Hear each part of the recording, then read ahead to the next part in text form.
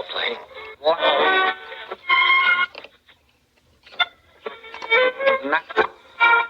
Lieutenant.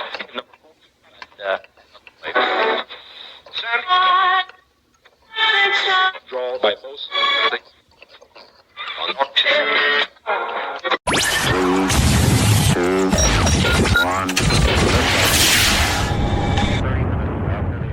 All right, here we are. Common Sense, Ohio. The year has almost passed us by. November 19th, 2025. Always after Halloween. It just, boom. You it got just shoots like Halloween, Thanksgiving, Christmas right around the corner. Next thing you know, you're plowing snow in January thinking, what in the happened? Don't leave out New Year's. Can I do it again? Can I do it again? Anyway, commonsenseohioshow.com. If you want the backlog, you want to send us a question. Brought to you by Harper Plus Accounting. This day in history, we'll jump right to it. Gettysburg Address. Was that today? Today in history. Wow. Yeah. So what's interesting, not everybody, but lots of folks remember the beginning, the 407 years ago, our fathers brought forth upon this nation, or brought forth on this kind of new nation. I mean, that's important. We should probably read that, I suppose. 407 years ago, our fathers brought forth on this continent a new nation, conceived in liberty and dedicated to the proposition that all men are created equal. But I did some digging down into the bowels, the end, the less quoted language. And he sort of takes on, I think, a little more here than what he ever did before this. It is for us the living, rather, to be dedicated here to the unfinished work which they fought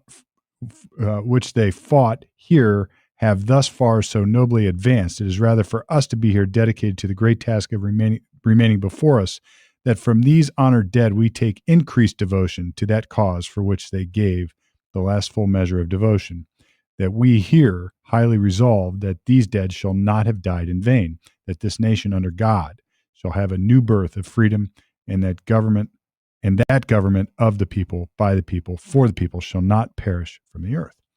So it's like everybody remembers the first, but what he's really saying is this is unfinished work, folks. Yeah. We got more to do. Yeah. This proposition that all men are created equal, this is the I'm going to call it really the second phase of the battle, because for those who say the nation was founded on this horrible, rotten notion of slavery and inequality, blah, blah, they're wrong. Our nation was founded despite that. At least that's my take on it. Right. Is that this was a debate, and it was a debate that, maybe carried to its extreme back at the founding of our nation. We wouldn't have had a nation.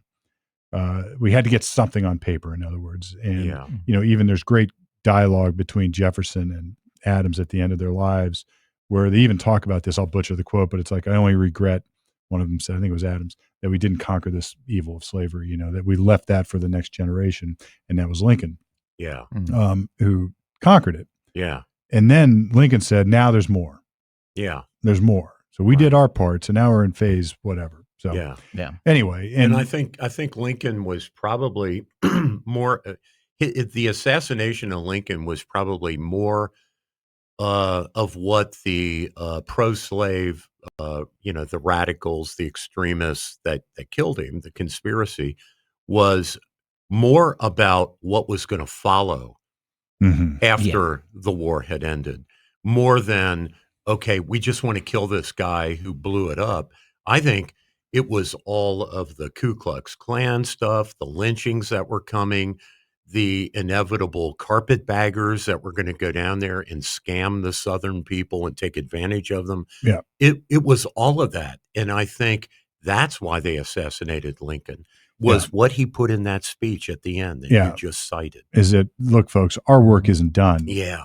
Our work isn't done. And don't let these dead lay here in vain. Yeah. We have more to do. And didn't he write that on the train? That's a myth. I thought that so. I did a little bit of research. It's a myth. Yeah, what did you like find? The Evetts House. He wrote like multiple versions. Okay. He got there, and there's a place called the Evetts House, I think it was, and he wrote most of it there. Okay. but not on an envelope on a train, as people would say. But it is a really short speech. I mean, Yeah. it shows you less is more sometimes. I mean, I think it was only like 250 some words. 2 to 3 minutes, I think I read too. Well, you as guys well. must Yeah, remember yeah. in high school, like people memorized Oh, that. I did. And they- I and- don't recall it. I mean, bits and pieces, But but like I remember. the speech teams in high school, like Yeah. people would memorize that, Yeah, and the FDR's Declaration of War. that I didn't. You Just the know, Gettysburg. a day Yeah, which will yeah. live in infamy, Yeah. and all that. Like people memorize those kinds of speeches. I wonder if they do now. I don't know. If I kids- don't recall our kids having to memorize that. Yeah, But I mean, Wow. just different priorities of what they're learning. But yeah, I mean, it was hard because because it was a different language. yeah, That's not how we write and speak now. Yeah. So it made it even harder. It's like memorizing Shakespeare. Well, you know. culturally, we're Yeah. going through this thing, and I'll get into this a little bit. It's one of my big subjects I'd like to talk about today. Is this idea, especially among young people, like the people that just elected, what they say, something like the 40 and under young women in New York basically elected Zoran. Mm. And basically, they say that generation thinks, like they say, if given a chance, would you leave America? The majority say yes, they don't want to be here. And it's about like they think America is it poisoned the world, that we were a slave country and we have this legacy and all this stuff, and they're not proud to be Americans. I'd love to know how they formed that opinion. Well, is it a lived experience or is it No, it's an media? educational experience. It's an education. So, Or, like you know, yeah, Steve reading yeah. that just now reminded me of the conflict that was in my chest as a young person when I was in high school. I was like, wow, we fought a civil war and we had slavery. And like, are we a good people or are we a bad people? You know, like, is America good or bad? And only when you really study things like this Mhm. can you really become educated about what the virtues of America are. Yeah, we have had bad chapters and bad things have happened. But like, if you don't really dig deep into something like the Gettysburg Address Right. and understand how the currents of history flow through that speech, you might come out like these women that voted for Zoran, thinking America is a shitty, horrible country. Yeah. Yeah. Well, And we're not. let We're not. me climb up here onto my little soapbox for a second, Yeah, because please do, Steve. look, we are all bad people, and this is sort of the fundamental problem with the abandonment of our Western faith, Yes. of our Christian faith, Yes. and not just Christian, I guess Jewish too, or our Judeo-Christian Western values. right? Our Western values, Yeah. because I believe that we are all sort of fallen in a way. Like anybody who questions this, look in the mirror and explore all the bad, dark, miserable, horrible thoughts you've had in your life. Sure. And then say, is that who I am, or is what I do who I am? Mhm. And, this is the internal human struggle. Our youth are sort of operating in this world like they know better. They're perfect. They wouldn't have succumbed to this horrible evil called slavery that half our country happened to succumb to back in the day, because they were just brought up with it as if it were normal. And they don't understand what you're trying to say, which is this enormous thing that our country did to get rid of it. Yeah. A catharsis. I mean, an enormous thing. I mean, Yeah. it's like go through a divorce and then multiply it by 1,000,000. It's Oh, like yeah. you got all these obstacles in front of you. You got an entire half your nation in front of you, and they're saying, no, we want it. And if you try to take it from us, we're going to secede and you're not going to have a nation anymore. I mean, think about what it took to overcome that. Right. So I would like to think, I would hope, I would pray that I were on the right side of that in the North. Yeah. But if you're born and your cousins own slaves and your aunts own, it's like, you're just in it and you don't know it. And what it took to overcome that, and then what Lincoln is calling everybody to do, the South included, Yeah. is to change. Yeah. And change is slow. Yeah. But so look, and I think what you're saying is like the human experience is an imperfect one. And it's through these kind of adversities and stupid mistakes that you become better. So yes, we did horrible things, but because we did those horrible things, we learned and we saved the entire world, Yeah. or at least the free world, A few times. a few times, Yeah, right? all right. So put that in your pipe and smoke it. Right. You- Thank you, Steve. You know. Well said. Cheers. And one more thing, as a trial lawyer, what is an interesting story about this Gettysburg Address, and we can lay it to rest. A guy named David Wills, bought 17 acres of pasture, and he created a cemetery, and he invited, in the day, a famous orator named Edward Everett, maybe not so famous anymore because nobody's heard of him. Yeah. But he invited this guy to come talk, and then on a whim sends a letter to Lincoln, says, "Hey, you want to make a speech?" After about 2 or 3 hours of those listening to the famous orator Edward Everett, Lincoln stands up and then slams this thing home in about 2 or 3 minutes. So it's like, 2 hours of putting people to sleep, and then you can just picture Lincoln get up there and saying 4 7, and then being done in 2 minutes. Yeah. It's in the substance of what he said, we read today, and it gives you chills. Yeah. And nobody remembers what the guy who talked for 2 hours said. 2 hours. So let that be a lesson to you folks. Yes. And I think Walt Disney himself thought that the Gettysburg Address was so important that in the Hall of Presidents ride, isn't that one of the featured It wouldn't surprise me. animatronics? I think it is. Yeah. Well, what did he in the article even? I forget. He even nicknamed it his little speech or something. His little speech. Yeah, his little speech. It's just crazy. It's just it. I mean, and again, you don't know what you have at the moment. He just put something together that fit the moment that he knew he had to do. But it's one of those. My gosh, not everything he said or wrote lives in infamy. But no, but a lot of it does. And this for sure. And anybody who's had to deliver a speech, and I'll speak to you trial lawyers, like we've all been there where, you've got something sort of prepared, maybe not, but whatever it is, and you've got to rise to that moment and deliver a closing argument, rise to that moment and deliver an opening statement or deliver an argument to the Court of Appeals or maybe the Supreme Court. And you've got to do something and you've got to rise to that occasion. I've done it many times and I have fallen on my face as many times as I've succeeded, but you understand how enormous this was for him and that he did it.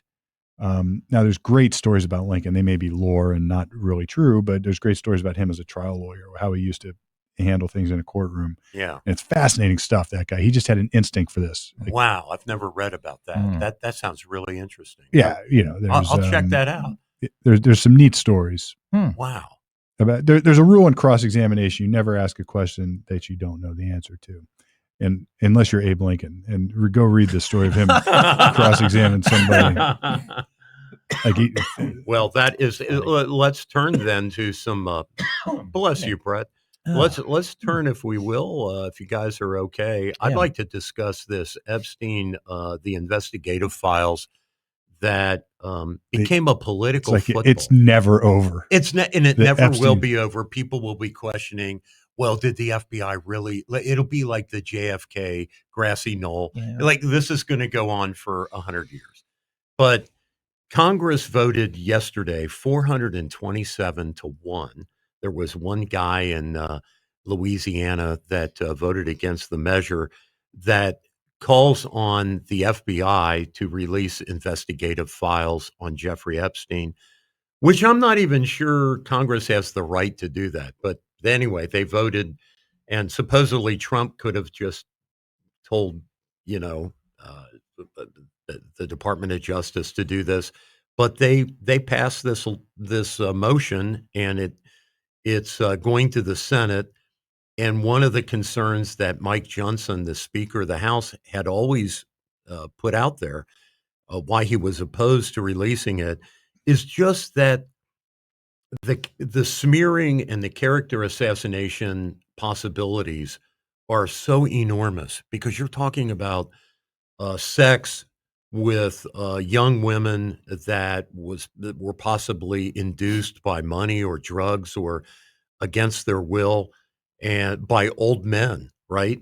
And on an island or in Palm Beach. And the thing is that it's just raw information. A lot of it will be, people speculating, like talking to the police and saying, well, so-and-so and so-and-so were on his airplane. So I think maybe they enjoyed the flesh pots that Jeffrey Epstein provided.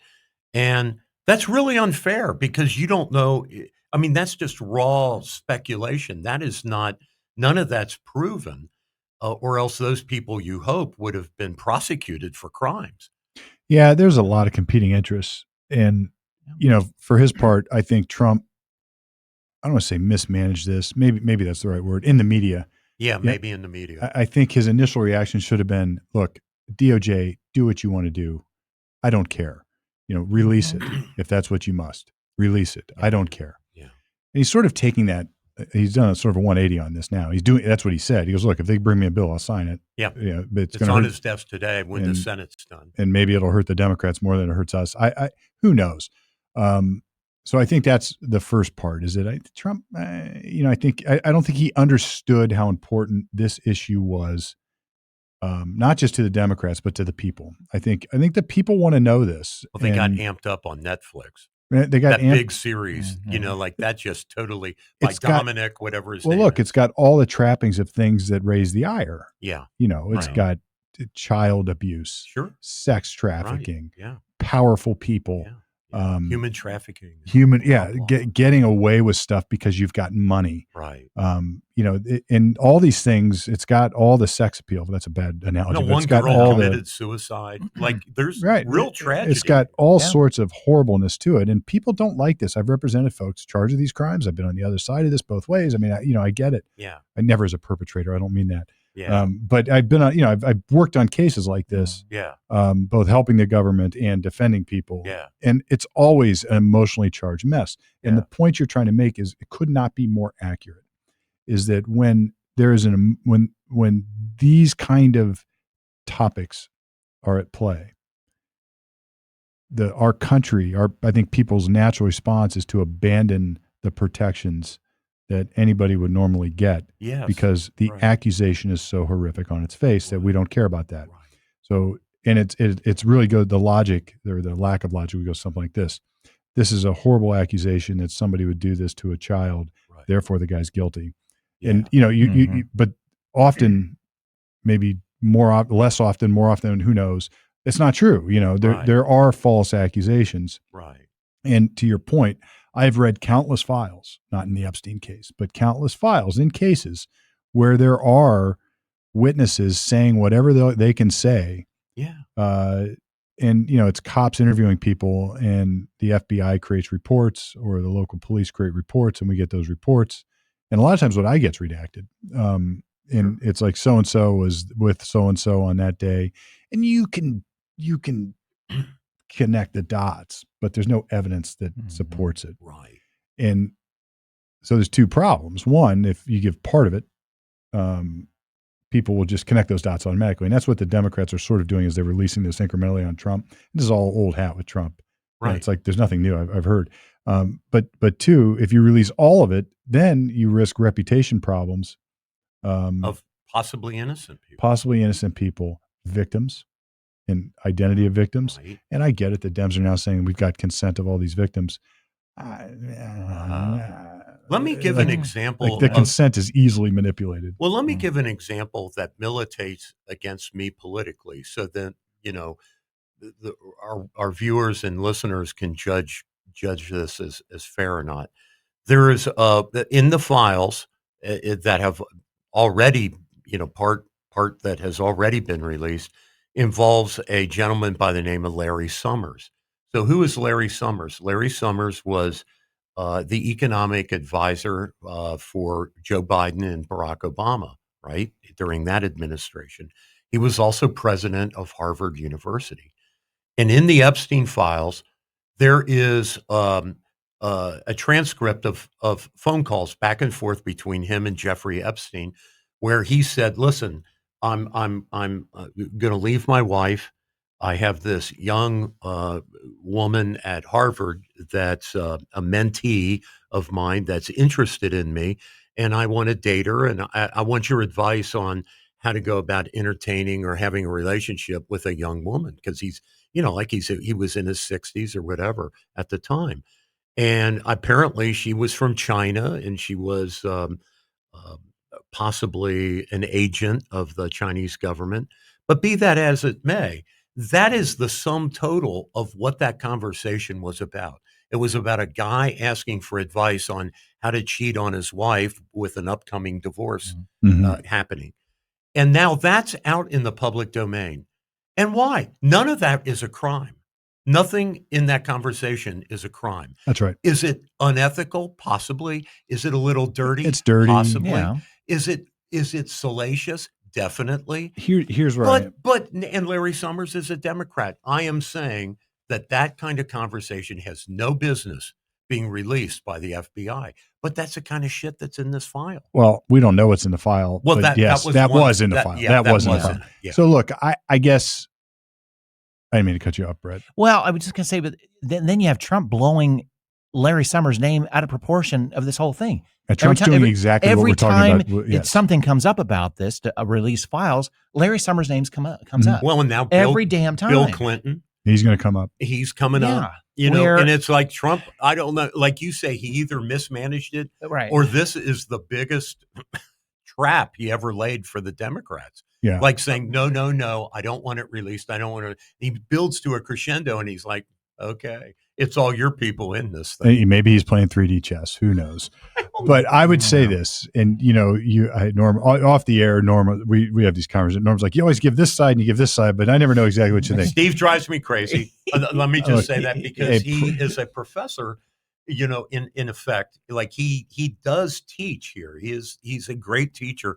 But at the end of the day, sometimes I want to know what Steve's opinion is. All right, he won't give it. I'm going to give you my opinion. Okay.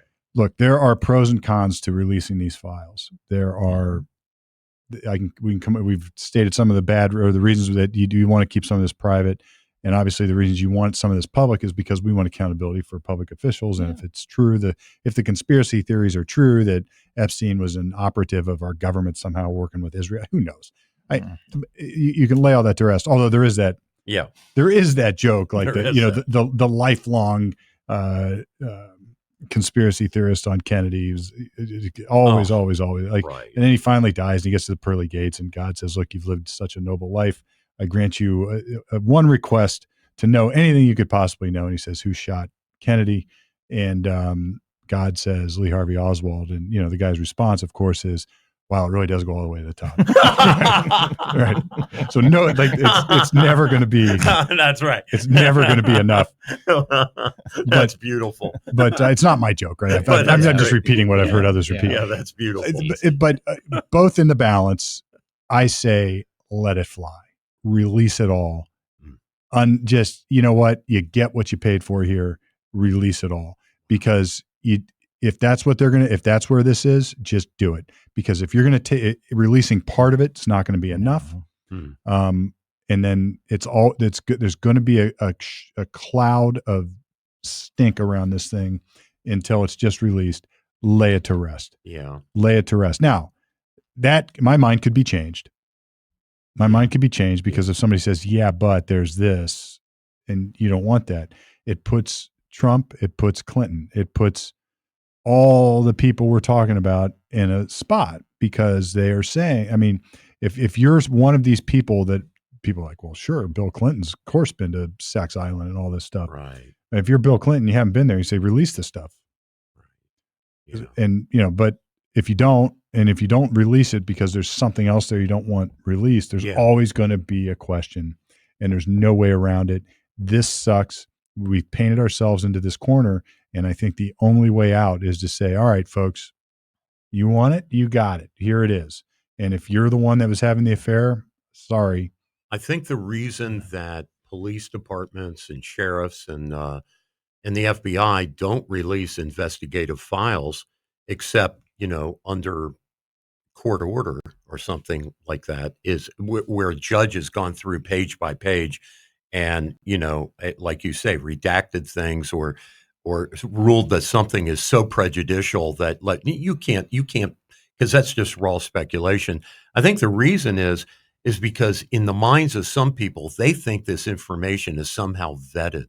And I've seen comments on social media that, as you say, Steve, because the accusation is, because the circumstances of Jeffrey Epstein are so outrageous, people losing millions of dollars, young women being trafficked, and abused, and then, the prince of whatever, the royal Prince Andrew, right, who just lost all of his royal titles a couple of weeks ago. Mm. He was stripped of that by his brother, Charles, stripped him of all his royal because of this? Because of this, right?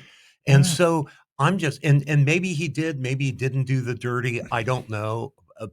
But at any rate, the idea that this stuff, including we have a billionaire here in Central Ohio who almost surely is in this quote file, and it'll be people just speculating about what he did without evidence. But they're speculating already. And people will impute because of the speculation. Oh, then he must have done it. At least then it's a public debate. Unfair. At least then it would be a public debate based upon all the information available, and hopefully we can discern, at least reasonable people might be able to discern the truth from it. But you're never going to get to it unless you do it. And I get it, man. There are some real downsides. Now, look, I think it's worthy of discussion. If I have a case, if I'm a prosecutor, I'm presenting a case for an indictment, you usually go to something called the grand jury, and in federal courts they have grand juries.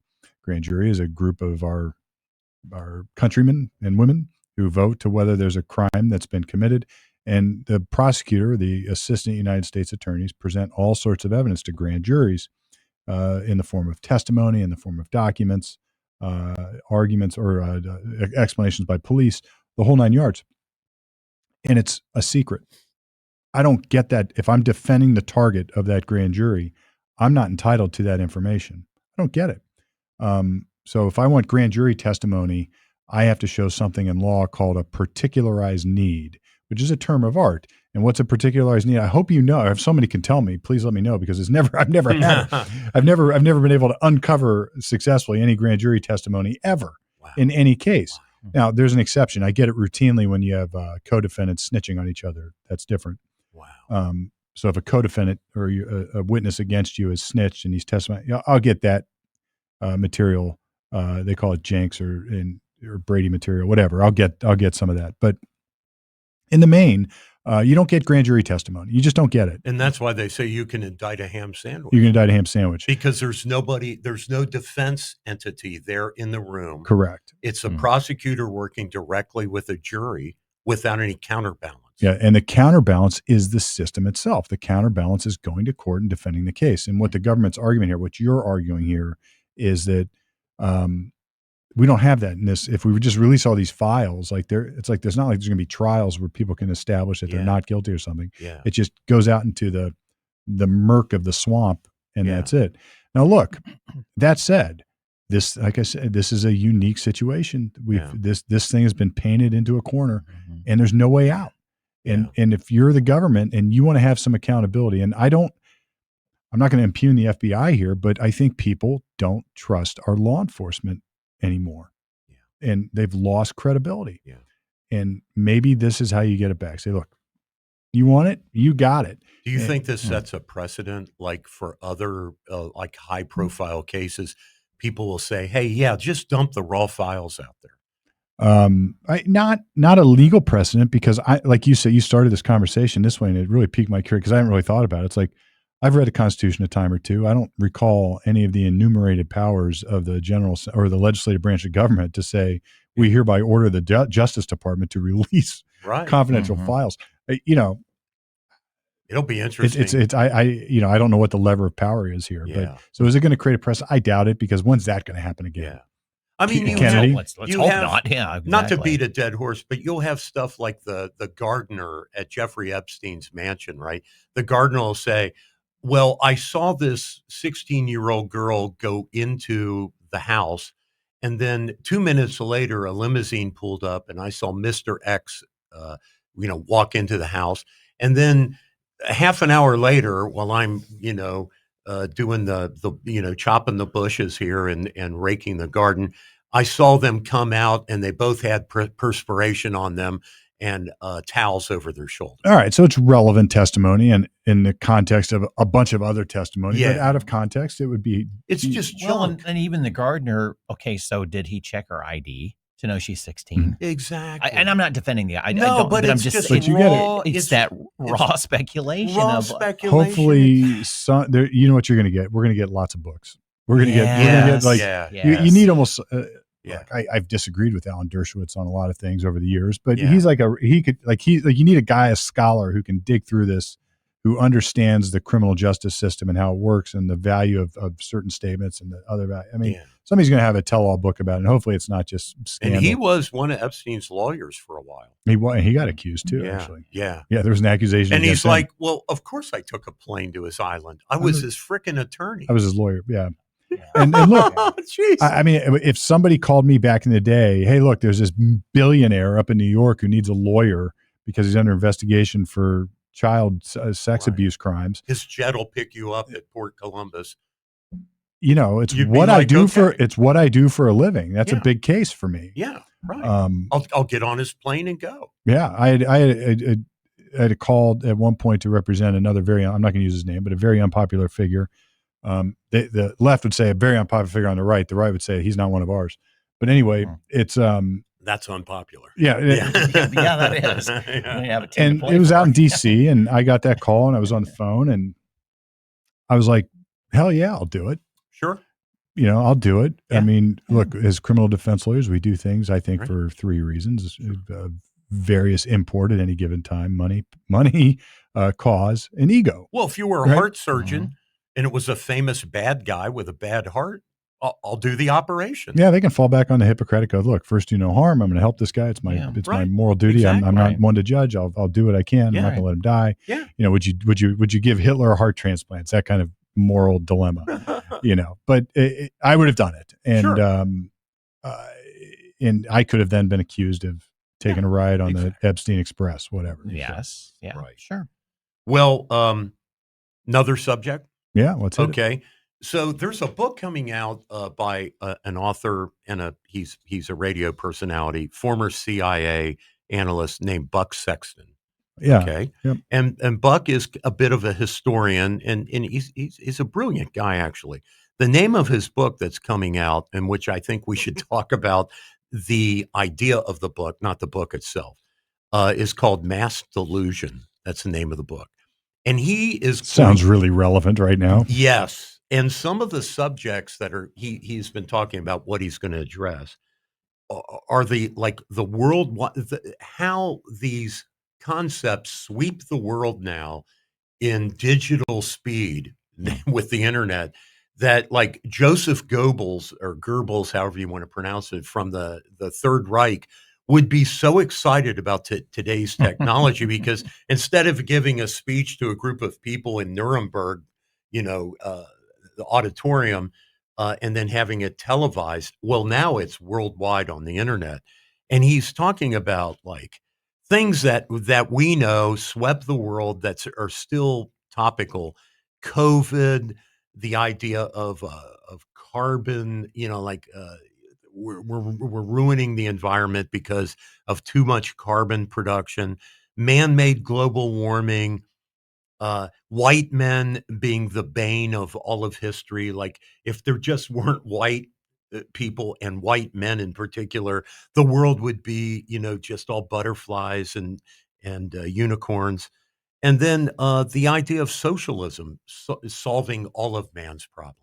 And these concepts have swept the world, just like Nazism or communism swept Germany and the USSR back in the day, or Jim Jones down in Ghana drinking the Kool-Aid, or this is an oddball one that I thought of, the Shaker movement down in Kentucky, where people purposefully did not repopulate, like they had a ban on sex.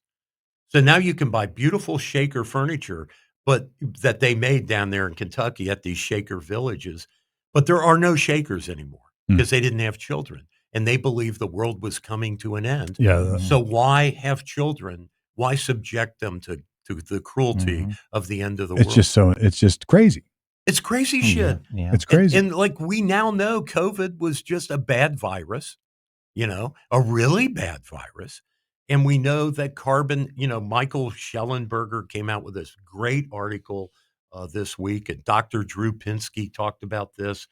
And there's just something really crazy going on in our culture. And maybe it's in the human. I don't think it's anything new. Yeah, maybe it's not new. It's in the human thing. I mean, look, this is as we already talked about the hue and cry on Epstein. It's the same stuff. Yeah. It's like, it's mob justice, right? So you get the town hue and cry going after at the local level, and it's the same thing at the national. I mean, people just this stuff happens. I think what happens now is it's a lot easier and a lot bigger.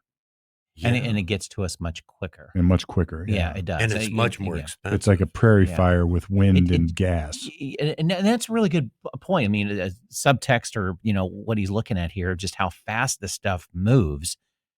But how fast it gets disseminated, but how fast it can get poo-pooed as well. I don't know about that. The back and forth. Well, no, I mean, you got your counterpoints that come out. Seems to be just you would fast. Hope. You would. It seems to be because it's not based in logic. It's very hard to disassemble it.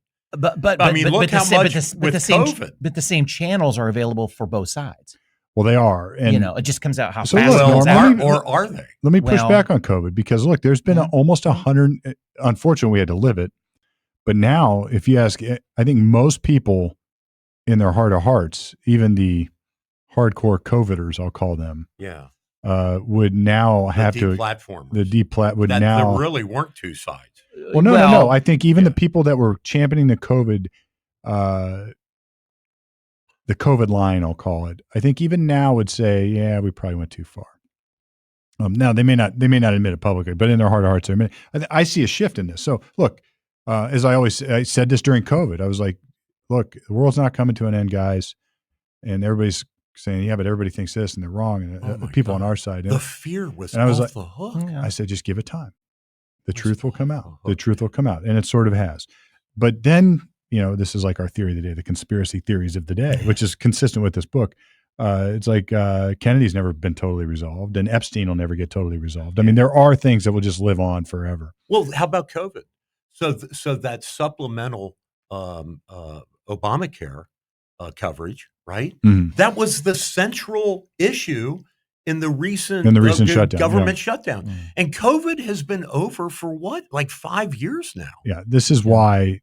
It's like it never ends. In fact, it may be one of the first, I've never studied this, but it may be one of the first times in history that one of those spending provisions with a sunset deadline on it actually was enforced. And they fought it to the bitter end. For 41 days. They fought it to the bitter end. It's like, look, we're going to spend even more on Obamacare because it's COVID. It's just an emergency. Don't worry. It'll end. And then when it ends, they get pissed off that it's ending and they want it to keep going. To the point where they'll shut down the government and then claim we're depriving people of health care. It's like once the opium starts, it's hard to shut it off. Yeah. Well, I think right now with our young, like the idea that socialism is like a viable solution. It's like we have this nutty mayor that a 43-year-old lady that like lives with her parents. Her parents paid for all the prenatal. Like everything. She's 43 years old, just got elected mayor of Seattle, has never held a job, has always worked like for an NGO as like a counselor or something. She's now mayor of a major city, and she's saying all the Mom Donnie stuff. She wants free childcare and free transportation and subsidized housing.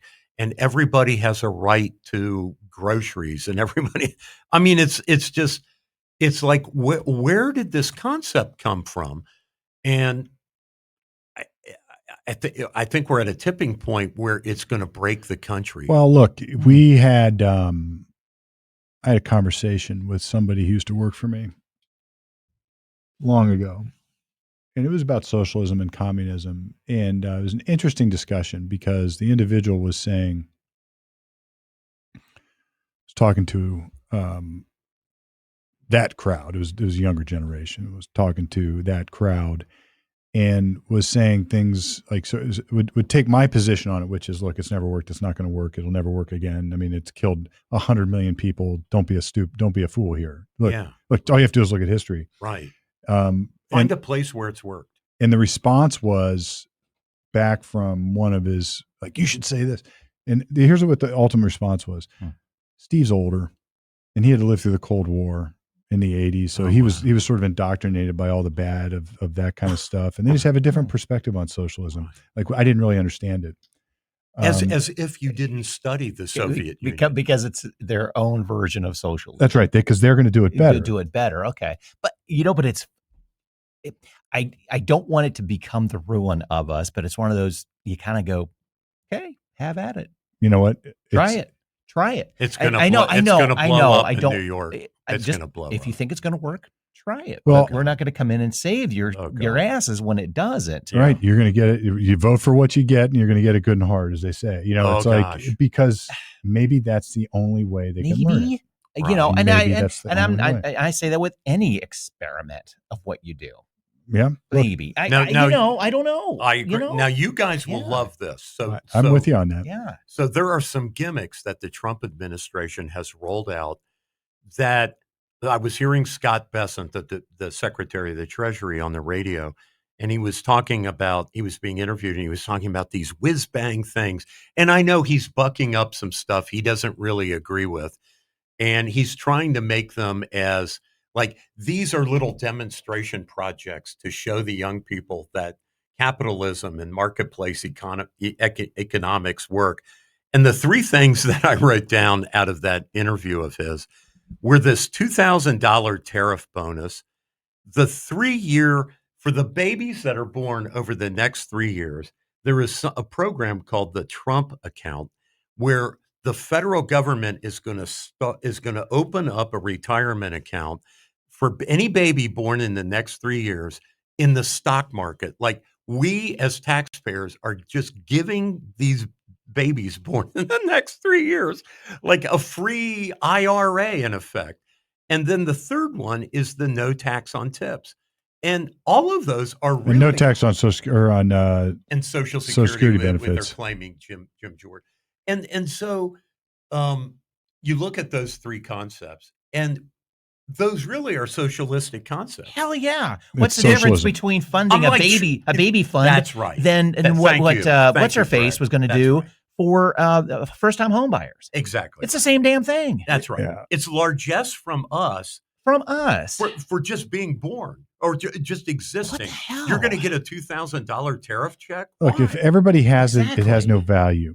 I've always said that. Like, it has no value because I can't then trade to you. It's like Plus the $2,000 tariff rebate, the money doesn't. The numbers don't add up. It's a dividend. They don't add up, guys. It's a dividend. It's but it also backwards says, the tariffs are a tax.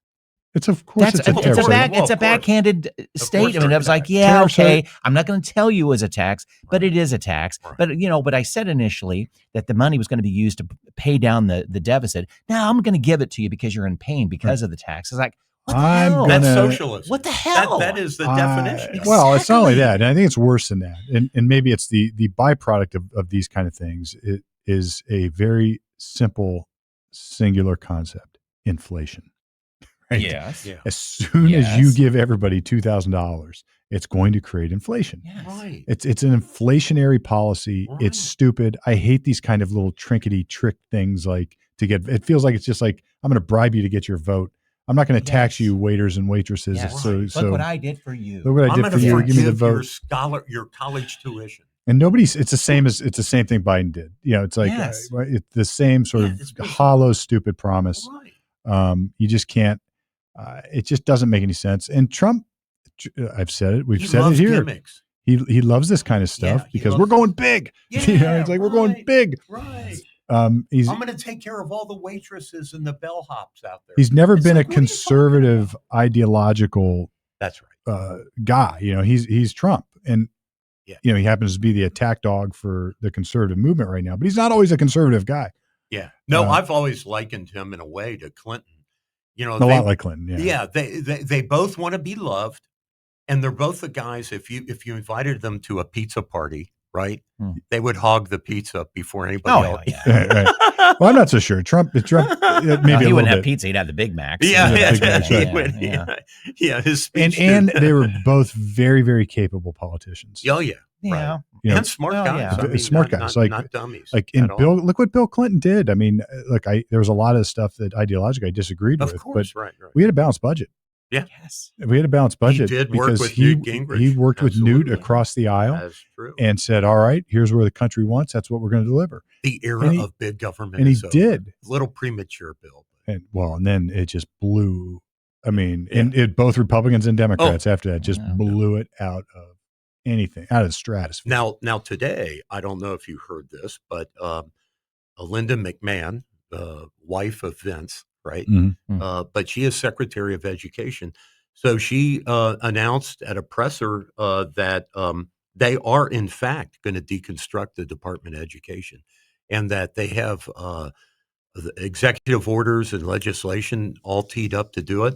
And they're going to turn over any leftover Department of Ed responsibilities, which I guess, like, for example, would be the education loans, to other existing departments of the federal government.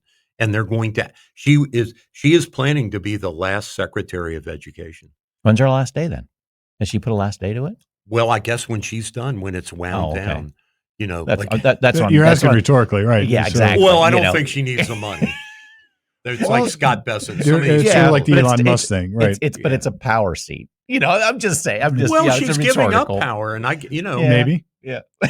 No, exactly. That's what Brett's point is. Maybe. I know. Maybe. I wonder. She's a politician. To set up that expectation and then not follow through, I don't think Trump would allow that. It's certainly a step in the right direction. I think he intends to get rid of the Department of Education.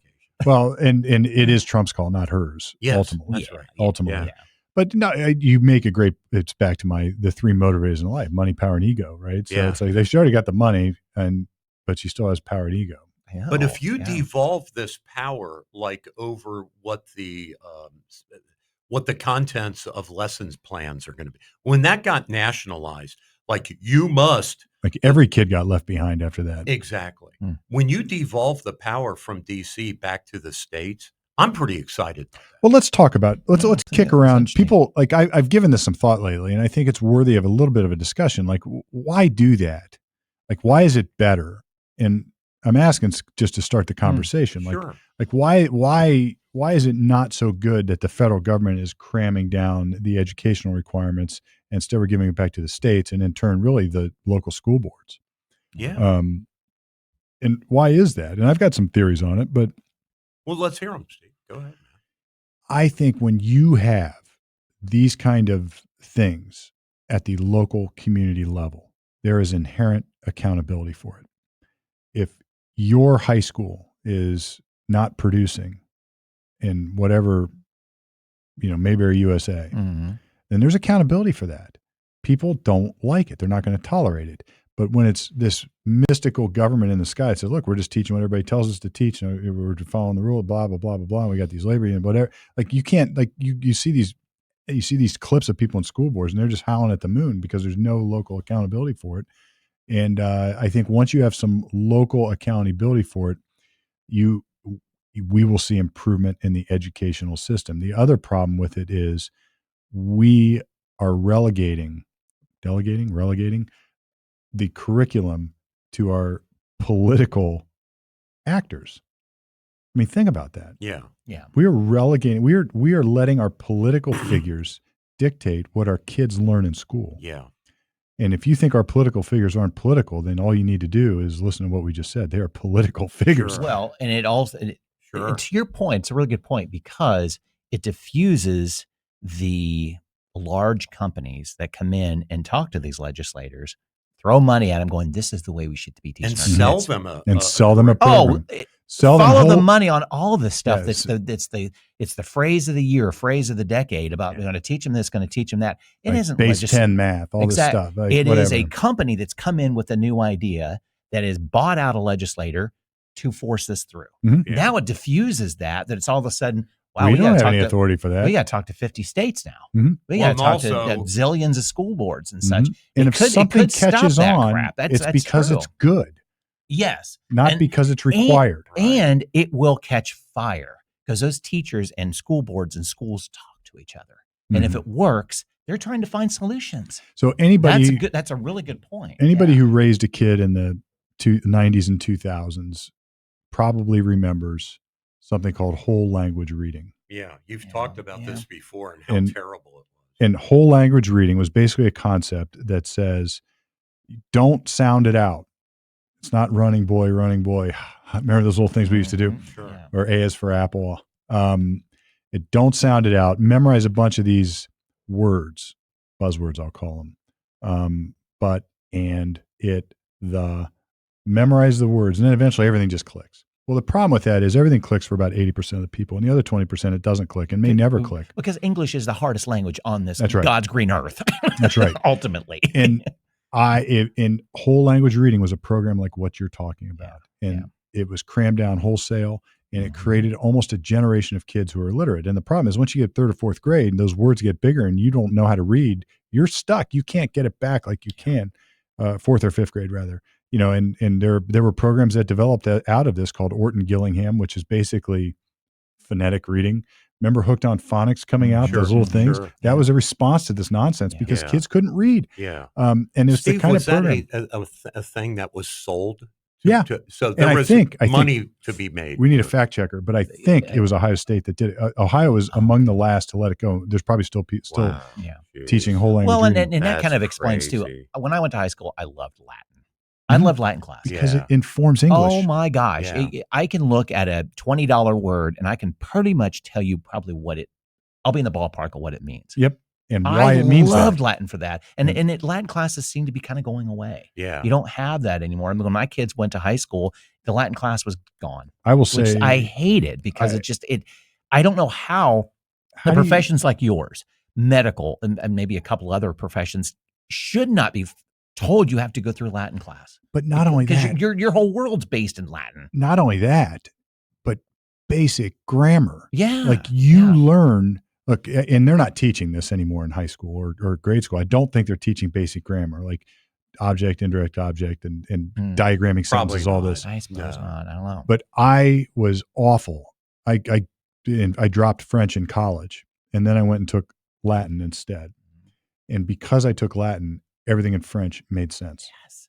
Everything in French. So I immediately understood. Because you went to base one. It gave me a vocabulary to understand what they were trying to teach me in French. Yeah. You know, it gave me a vocabulary to understand it. What are the declensions in Latin, you would call it? I know of one school here in Columbus that requires Latin, and that's St. Charles. Oh, good. You have to take Latin freshman year. In the high school. I think it's a lack of teachers teaching it too. So I think a little bit of that. And when I tell people upstairs, you know, that I do this every now and then. I have a quiz. I was like, no, that's a gerund. Let's and they don't even know what that is. Yeah. And they never learned it. So they don't, and it's not that they don't understand, like they can understand the concept, but they don't have the vocabulary to understand the concept because they're not getting taught. Yeah. And guys, the other school. Remember the Covington kid in D.C. that talked to the older Indian guy? Yeah, right. And they said he was mocking him, and in fact he wasn't. But at any rate, he attended Covington Latin, and that's another school where you must take Latin. I mean, it's the name of the school, Covington Latin. Wow, that's wild. That's wild. Just real quick, guys, a couple of quick hits. There is a series on Netflix that I want to recommend to all Ohioans. It will make you proud to be from Ohio. It's called Death by Lightning. I've heard of this. It's a 4-part series about President James Garfield, who was a congressman from Ohio. And he went to the Republican National Convention in Chicago and gave a speech to nominate an Ohioan, a senator named, actually Secretary of Treasury, I think he was. In the Grant administration, who is now defected from Grant, and another Ohioan, right? Grant. He defected, and he was running for president, and Garfield nominated him with a stem winder of a speech, right? And people became so enthralled with his speech, they ended up nominating him. So they threw President Grant, basically threw him out of office because he was there to get renominated, right? And so Garfield got elected president, and there was this little like operative, kind of like a fanboy, Charles Guiteau, that kept trying to get some kind of an official job or a position, first in the campaign and then later in the Garfield administration. And of course, 3 months into his administration, James Garfield was assassinated by the fanboy. So what is cool, we open the show with the Gettysburg Address. And what is so cool about James Garfield was that he was a Lincoln Knight. He was a Lincoln devotee, and he wanted to follow on after the scandalous Grant administration with a clean Lincoln agenda of civil rights, of recognition. So he had people coming in like Frederick Douglass and African-American congressmen were coming in to visit him. And he was assuring them that the U.S. government was going to enforce the fresh amendments that had just been passed, following the Civil War, like the 14th. Yeah, 12, 13, 14. Yeah, right. Yep. So I would recommend it. I watched it. You guys would love it. I haven't seen it yet. You would really enjoy it. There is a great book I read about this, though. The Destiny of the Republic, Tale of Madness, Medicine, and Murder of a President, Candace Millard. I read this. Looks like it came out in 2011, but it made me think of that. Yeah. But what's interesting about the Garfield assassination is that the bullet didn't kill him. No, sepsis did. And the sepsis killed him because the, quote, government, the best doctors of the time went in there and they were probing that wound with their fingers. And they like, had they have done nothing, Garfield lives. Yeah, but they did that to Lincoln too, didn't they? They started probing some stuff on but Lincoln that too, was in his brain. There was he couldn't come back. They did, but it's the same concept, right? So same concept. He deserves the most important medicine there is. And the irony is, like, if he'd have just gotten the average healthcare there, all of us got, be like sitting on in the bed with Doc Jones coming down from around the corner, and they just said, bandage him up, wash it off. Maybe not wash it off. Yeah, but he probably survives it. We lost with the clearly he was a very principled man, and the Netflix series makes him appear to be a very modest, very stoic kind of guy. He was a farmer, and he wasn't a very good farmer. Like, he was just okay. Yeah. Right. Yeah. He was kind of like an average guy, but yet well-read, very balanced. He ran his campaign from Ohio. He did not go around the country campaigning because he really didn't want to be president. Well, and that ultimately kind of makes the best president. Exactly. And that time you could do that. Yeah. You could just, the press disseminated it, and he just lived in Ohio because Ohio was the heart of it all. The heart of it all. The funniest character in this series is that guy from Parks and Rec, the big fat dude that plays kind of the cranky conservative. Right. He plays Chester Arthur, and Chester Arthur is a complete POS. But James Garfield, in 90 days, turned Chester Arthur from a total criminal of the Customs House of New York City, a total criminal on the take, to a halfway decent president because he was his vice president. And took over after the assassination. Right. All right. So, we'll wrap it up with that, guys. All right. So this is Common Sense Ohio. You can check all our backlog, commonsenseohioshow.com. You got a comment, you got a question, you want us to cover a topic, you can leave it at that website or right in the socials here, brought to you by Harper Plus, coming at you right from the middle each and every week. Till now. All right.